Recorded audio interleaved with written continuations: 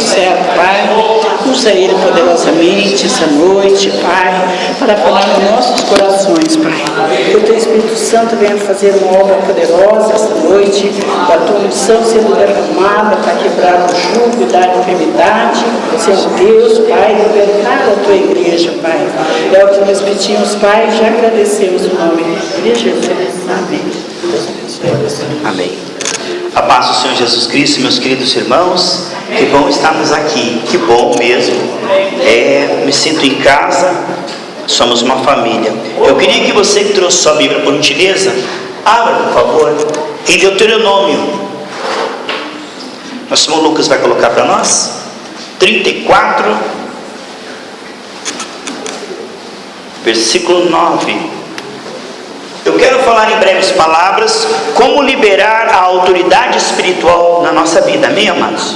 Porque nós recebemos, mas muitas vezes isso não é manifesto e Deus não é glorificado. Então vamos falar de forma breve como liberar a autoridade espiritual. Aqui no livro de Deuteronômio fala sobre Josué e Moisés. Você pode acompanhar ali, Deuteronômio 34, 9. E Josué, filho de Nun, foi cheio do espírito de sabedoria, porquanto Moisés tinha posto sobre ele as suas mãos. Assim os filhos de Israel lhe deram ouvidos e fizeram como o Senhor ordenara a Moisés. Sente-se, por favor, amados. Olha só que coisa tremenda.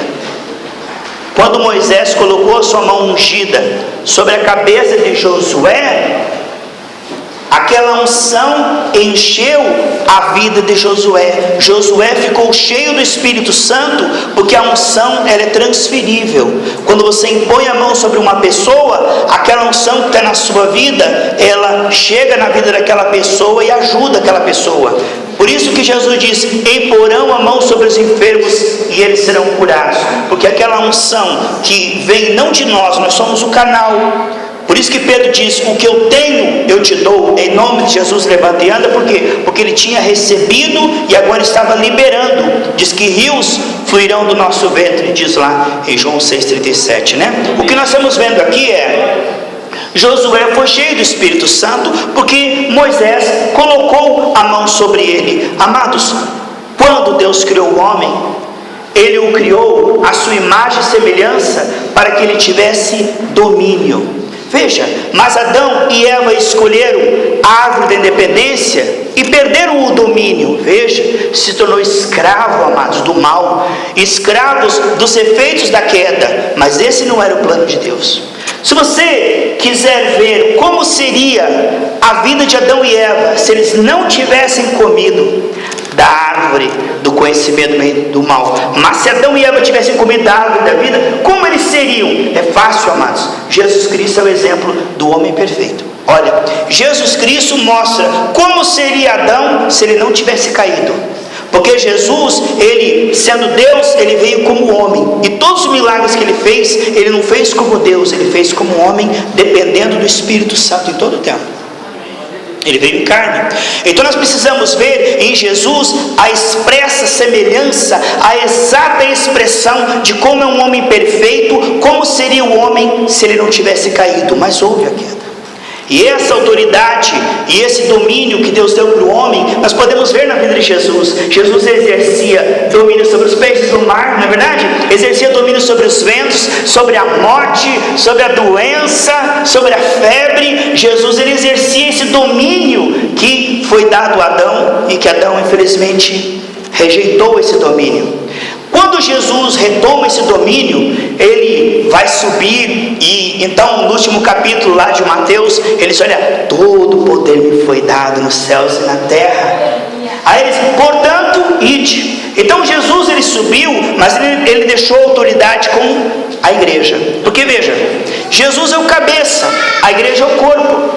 Então o corpo é que expressa o que o cabeça está pensando. Então Jesus, ele tem um plano de ide, curar enfermos, expulsar demônios, consolar os tristes e pregue arrependimento e salvação. Veja, esse é o cabeça, é a mentalidade de Deus. Você sabe que a palavra no Novo Testamento foi escrito em grego. E então a palavra, Jesus, ele é a palavra. Diz lá, no princípio era o verbo, era a palavra. E a palavra no grego é logos. Logos da onde vem? Lógica. Lógica é a maneira correta de um Deus lúcido, como ele pensa, como é a mente de Deus, é a palavra. A exata expressão de Deus é a palavra. Olha, eu não posso saber o que você está pensando.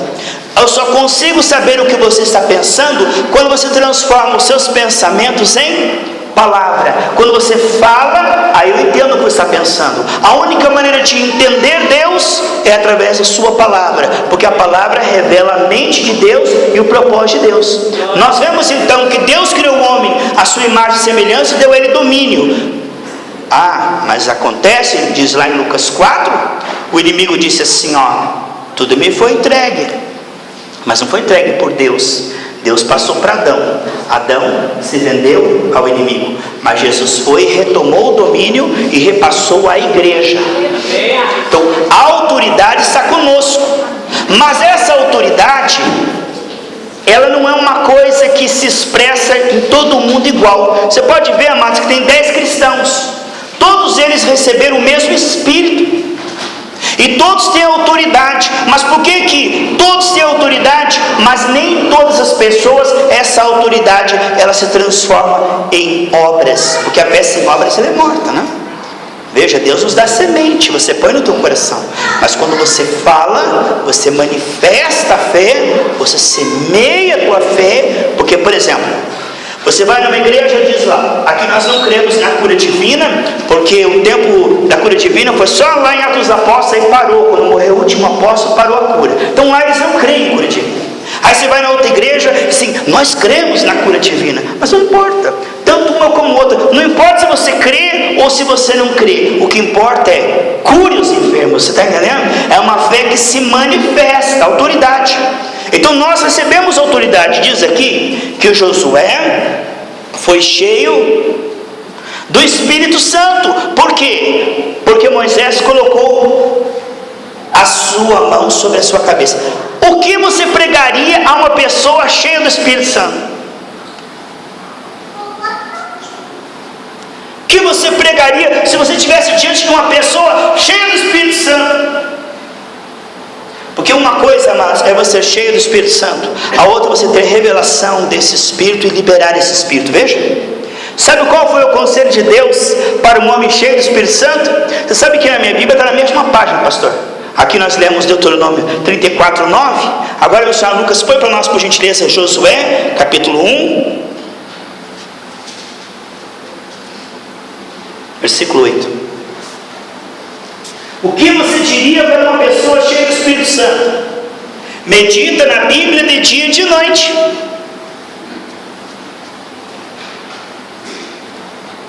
Porque tudo que nós precisamos compreender é o seguinte: lá na cruz, quando Jesus disse assim, está consumado, ele destruiu todos os efeitos da queda. Lá ele acabou com a enfermidade, acabou com a doença, acabou com a miséria, acabou com todos os nossos problemas, todos eles. Ele aniquilou com todo o império das trevas. Mas só falta uma coisa. Por isso as pessoas vão na igreja pensando que precisam da bênção. O que elas precisam é renovação da mente. A última coisa que falta é renovar a nossa mente, para que nós possamos ver que já somos mais que vencedores. Veja, por isso o principal aspecto da igreja é levar os santos à maturidade, né? A Bíblia diz lá em Efésios 4, do 11 ao 13, que Deus deu uns para apóstolos, outros para profetas, outros para evangelistas, pastores, professores, visando o aperfeiçoamento dos santos. O que é? Levar-nos à maturidade. Por quê? Quando o Senhor renova a nossa mente, nós percebemos a autoridade que nós recebemos e nós conseguimos manifestar essa autoridade. Porque uma coisa é você ter essa autoridade delegada, outra coisa é você ter uma revelação dessa autoridade e manifestar essa autoridade. Porque o mesmo Espírito que habita num cristão habita em todos, mas ele não tem liberdade para operar em todos. Por quê? Porque a pessoa não crê. Olha, desde a queda, o homem, ele tem medo de Deus e dos problemas. Ele está debaixo de uma escravidão de medo e preocupação, mesmo tendo Lembra-se de Jesus no barco, os discípulos com medo? Jesus estava lá, não havia motivo, mas na mente deles havia motivo. Então, a renovação da mente se dá, e não tem atalho, pela palavra. Por isso a Bíblia diz que quando o bebê nasce, ele geme pelo leite racional. Ele geme pelo leite. E nós, quando nascemos de Deus, gememos pelo leite, que é a palavra. Se chegar para uma criança que está gemendo por leite e der para ela Coca-Cola, outra coisa, ela continua gritando, porque ela sabe que só o leite vai produzir crescimento. Veja, assim nós precisamos, quando recebemos o Senhor Jesus, do ensino da palavra de Deus. Porque somente o ensino da palavra de Deus vai renovar a nossa mente e mostrar quem nós somos em Cristo e quem Cristo é em nós. Aí nós saberemos que não temos que lutar para vencer, mas lutar porque nós já somos mais que vencedores. A Bíblia diz lá em Deuteronômio, 33, 27, diz assim, eu, o Senhor, derrotei, exterminei os seus inimigos, eu venci os seus inimigos, ele diz assim, agora vá lá e destrói-o. Nós não temos que vencer a doença, nós temos que destruir a doença, porque a doença já foi vencida na cruz do Calvário. Jesus já pagou para que todos os enfermos sejam curados, mas só serão curados quem tiver a mente renovada e tiver fé de que isso te pertence pela morte de Jesus Cristo. Veja, os demais dirão, mas não sei se é a vontade de Deus, pastor. Deus está me ensinando através dessa doença, sabe? Deus não precisa da doença para ensinar ninguém. Quem nos ensina é o Espírito Santo. Entende? Ô, doença, faz favor, ensina meu filho lá. Está lá, é doido, né? Olha, não te aparte da tua boca o livro dessa lei. O que você diria para uma pessoa cheia do Espírito Santo? Quando Jesus pegou os seus discípulos, ele os treinou por 3 anos e meio, de dia, de noite e de madrugada. Em Atos capítulo 20 diz que Paulo treinou os seus discípulos por 3 anos e meio. Atos capítulo 20, lá do 32, 34, fala sobre isso. E muitas vezes nós estamos com a nossa mente antiga, na carne, no meio do pecado, assentados, esperando uma bênção que já foi dada, pedindo uma bênção que já foi dada, ao invés de renovar a nossa mente e manifestar-se contra aquilo. Veja, você sabe que uma pessoa entra na igreja não quer reconhecer a Deus, é natural. Então tudo começa no natural, mas tem que ir para o sobrenatural, amém? Por exemplo, você sabe que as pessoas pressionadas por um problema, elas correm para Deus. Só não pode ser assim a vida inteira, porque isso é meninice. Pressionado por um problema, eu corro a Deus. Quando a minha mente renovada, eu pressiono o meu problema com a glória de Deus. Veja, que coisa tremenda, né? Antigamente o problema me fazia correr para Deus. Agora a unção de Deus faz eu correr para cima do problema e dizer, sai, em nome de Jesus. Veja. Uhul. Deus é conosco, amados. Vamos ver mais um versículo. Missionário Lucas, é o terceiro. Eu falei que eu ia ler 4, né? Então só falta mais 2. Lucas 10:19. Eis aí que vos dou poder. Se você for ver no Novo Testamento, isso aí está no passado, certo? Porque lá em Atos 1:8 diz assim: e recebereis poder. Quando você levantar de manhã, diga assim: eu recebi poder para enfrentar esse dia, com a sabedoria de Deus, com o poder de Deus, com o amor de Deus, com a alegria de Deus, amém? Eu recebi poder para lidar com essa situação. Veja, amados, é que o tempo mas eu vou falar porque é uma coisa tremenda. Quando Deus mandou Moisés, ele disse: Moisés, você vai como Deus, com letra minúscula ali, como o Senhor da situação. O que você falar, eu assino embaixo. Faraó está em apuros, porque eu estou com você.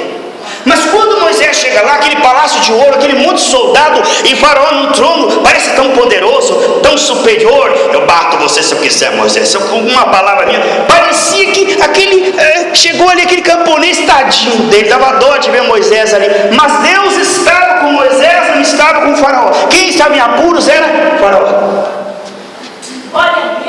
Deus nos envia diante de uma aparente superioridade, mas maior é aquele que está em nós, aquele que está no mundo. E Deus nos envia como o Senhor da situação. Ele nos envia guia, dizendo: você vai, porque a Bíblia diz que Deus nos colocou acima de principados e potestades. Essas coisas estão embaixo dos nossos pés.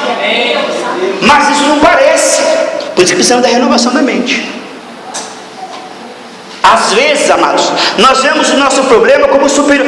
Nada é superior ao Espírito Santo na nossa vida. Não há doença, não há dívida, não há problema, não há pecado, não há vício, não há nada que seja grande. Jesus já destruiu tudo isso na cruz do Calvário. Só que lá está Faraó dizendo: eu mato você. É o que você está vendo e aquilo que Deus está falando na sua palavra. Aqui diz: eis que vos dou poder para pisar serpentes, escorpiões e toda a força do inimigo. Deus diz assim: eu vou te dar poder, que é a autoridade, sobre toda a força do inimigo. Essa é uma lei superior. O inimigo tem força, nós temos autoridade e poder. Isto é, quando nós falamos, isso é mais forte. Mas veja, por que isso não acontece sempre? Eu vou te dizer, para nós finalizarmos. Abre lá, por favor, Lucas, Atos, ou acompanhe essa leitura. Alguns dos exorcistas judeus ambulantes, exorcista ambulante é bom, hein? Tentavam invocar o nome do Senhor Jesus sobre os que tinham espírito malignos, dizendo: esconjuro-vos por Jesus a quem Paulo prega. E os que faziam isto eram 7 filhos. Paulo sozinho fez, mas é fácil, aí está fazendo, mas expulsou aqui, se ele faz, não faz. Foram 7, um só resolveu. Aí falou assim: imagina nós 7 juntos. Você vê que uma pessoa no espírito faz o que 7 na carne não faz, não é verdade? E eram 7 filhos de Celo, judeu, principal dos sacerdotes. Então eles eram filhos do principal da igreja. Respondendo, porém, o espírito maligno disse: conheço Jesus e bem sei quem é Paulo, mas vocês quem são? E saltando neles, o homem que tinha um espírito maligno, assenhorando-se deles de todos, pôde mais do que eles. Pôde mais do que eles. O diabo estava mais preparado que eles. De maneira que fugir pelado e machucado. Que feio! Agora, quando é no visível é fácil, ver que você está pelado, unhado pelo capeta. No visível é fácil, mas tem crente que está apanhando no capeta, está nu e está ferido, mas é escondido, é na sua alma. Porque está apanhando o diabo, porque o diabo está massacrando ele, mas não é no visível. Então ele apanha todo dia do capeta, porque o diabo não respeita quem não tem a mente renovada. Você fala, você chega numa casa, uma pessoa assim: sai, totó, ele vem para cima de você. O dono fala: pra casinha, pronto, ele vai. Não é verdade? Mas o cachorro ele cheira quando está com medo. Você sai, totó, ele vem para cima de você. O diabo percebe quando você sabe que tem autoridade. O diabo sabe quando você está falando na unção, na direção e com fé. Ele sabe. O diabo só respeita a fé. Ele não respeita a carne, nem título. Sai, diabo! E ele vem para cima da pessoa. Eu te amarro, eu te expulso, eu te... sei lá o que. A vida cada vez mais amarrada. Você amarra o capeta e fala: eu amarro você. Diz que alguém falou assim: diabo, você vai para o inferno. O diabo falou: você também. Entendeu? O que nós vemos é que a menos que nós renovemos a nossa mente, embora tendo autoridade, porque o diabo sabe quem sabe que tem autoridade. E quando eu tenho uma revelação da autoridade que eu recebi, eu falo o nome de Jesus com autoridade. E quando eu falo com autoridade, junto com a minha voz vai unção, virtude. Lembra que eles disseram que Jesus era diferente dos outros sacerdotes porque nele havia virtude? Porque Jesus, quando ele dizia assim, ó, levanta, é aquela mesma voz que disse haja luz. Quando uma voz ela é ungida, quando ela fala, junto com a voz vai unção. E é essa unção que faz a coisa. A diferença é essa, amados. Diz em Marcos 16:20 que o Espírito está confirmando a palavra. Se o Espírito não está liberado na sua vida, você fala e ele não confirma, ele não flui. Uma pessoa carnal, ela diz: sai enfermidade, mas o Espírito não tem liberdade de fluir na vida dela. E se você não renovar a sua mente, você não terá fé para perceber a autoridade que está em você. Você vai passar a vida inteira sentado esperando a bênção, deitado eternamente. O que nós precisamos é acordar, e isso só pela palavra de Deus. Eu aconselho você, isso aqui é uma igreja que ensina a palavra de Deus. Se é uma coisa que o diabo luta, amados, não é com entretenimento. Você faz culto do pijama, culto do chocolate, você faz a noite das 1000 noites, o diabo também aí dá risada, mas faça um chamado para o ensino da palavra de Deus. Virá um pequeniníssimo grupo, porque o diabo tem medo dessa palavra, porque ela pode renovar a sua mente. Hoje tem igreja que está substituindo a palavra por um monte de coisa. Você vai lá, é um louvor muito longo, embora um louvor importante, é um monte de atividades e a palavra ali, mas é a palavra que liberta. Então, amados, ligue o louvor no seu carro, baixe no MP3 e CD, ouça em casa, desligue essa televisão, muitas coisas que não valem nada, que não alimentam a sua fé. E quando a luta vier, amados, ninguém vai alimentar a sua fé por você. Quando a luta vier, invista na sua fé, porque quando a luta vier, vai te pegar cheio de fé. Quando a luta veio para Saul, ele disse: Deus está comigo, ficou em depressão, bateu a cabeça na parede, quer se matar. Mas a mesma luta que veio para Saul, Davi disse assim: eu posso, porque Deus está comigo, Ele já me livrou, eu tenho experiência com Ele, Deus tem aliança com Ele, Deus tem aliança comigo, Ele é circunciso, e foi, e venceu. Veja, foi promovido. Ali onde o outro foi envergonhado, ele foi promovido. Então não é o teu problema de derrota, é a maneira como você vê ele. E se você tiver a tua mente renovada, você vai ver como Deus vê. Você vai ver os seus problemas como algo que você pode vencer. Eu estive aqui pregando, acho que uns 2 meses atrás. Foi 2 meses atrás? Foi? Eu falei do pastor Andrew Womack, que ele falou que o filho dele morreu, e ele começou a orar pelos filhos. Deus, ressuscita essa criança, Deus, meu pai. E orou, e a criança não voltava. E ele desesperado orou mais uma vez, orou outra. E aí ele falou: Deus, por que o Senhor não ressuscita essa criança? Por que o Senhor não levanta ela? Deus disse assim: porque você está orando para que eu faça, você não está orando porque eu já fiz.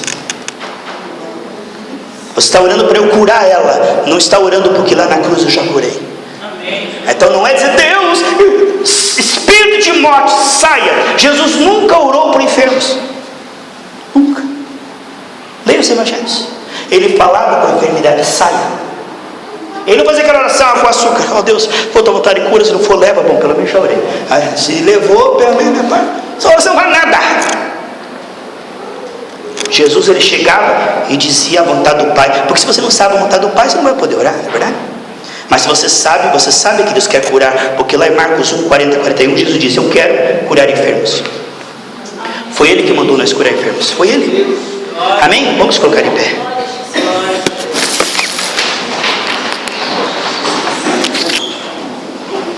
Feche os seus olhos. Uma coisa, amados, que eu quero orar agora, antes de devolver o microfone para a pastora Maria França. Isso foi perdido na queda. Ânimo sobrenatural. Você notou, amados, você pode ler a revista Veja e a Caras, que 10 vezes não tem problema. Você abre a Bíblia, 3 minutos para ter areia nos olhos e você não consegue ler nenhuma página da Bíblia? Já notou que você fala com o teu amigo no telefone 45 minutos, parece que não foi nada, e você dobra o teu joelho e vai orar 3 minutos, e quando você acabou o assunto já. Porque o inimigo luta na captação de recursos, é ali, na palavra e na oração, é ali que é a coisa mais difícil. Isso foi perdido na queda. Não adianta você se esforçar, se esganar: eu vou ler, eu sou crente, não li a Bíblia, eu vou ler 2 páginas, eu vou ler. Não adianta. Não, eu vou ficar aqui com o joelho dobrado. Eu vou orar, porque eu sou crente, eu tenho que orar. Aí dobra o joelho: é o carro do sonho que está passando. Aí o cachorro começa a latir, o vizinho começa com a música do mundo, o teu joelho começa a formigar. Sem mim nada podeis fazer. Por isso diz o Salmo 41, 12: tu, Senhor, me coloca na tua presença. Ele fala assim: eu vou entrar na presença de Deus agora. Como é que você vai entrar na presença de Deus? É impossível que entrasse na presença de Deus antes de morrer na hora. Você não pode entrar na presença de Deus: Senhor, coloca o teu sangue, Senhor, tem misericórdia da minha vida, me coloca na tua presença, me ajuda, vamos ler a Bíblia, Pai. Oh Deus, me ajuda agora, porque eu tenho ânimo, me dá ânimo para ler a Bíblia. Senhor, eu dependo de Ti agora. Senhor, eu vou orar, mas eu não consigo, me dá ânimo, me dá sabedoria. Amados, se você não pedir para Deus fazer isso, você vai tentar e vai se frustrar. Porque você vai orar e não vai entender nada. Aquela reza. Sabe aquela oração metralhadora? Aquela reza? Ah, não, bate o joelho, meu Deus, oh Pai, Deus, eu socorro, meu Deus, a minha conta, Deus, meu versículo. Para com isso! Lá em Eclesiastes 12, ele escuta chegar pelo Senhor, cala a tua boca, escuta Deus. Respeita a presença de Deus. Nós precisamos perceber Deus, respeitar a sua majestade, adorá-lo.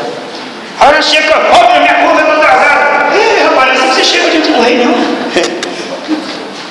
Buscar o reino de Deus, a sua justiça, e todas essas coisas serão acrescentadas. Pai, em nome de Jesus, nos anima sobrenaturalmente. Isso foi perdido na queda.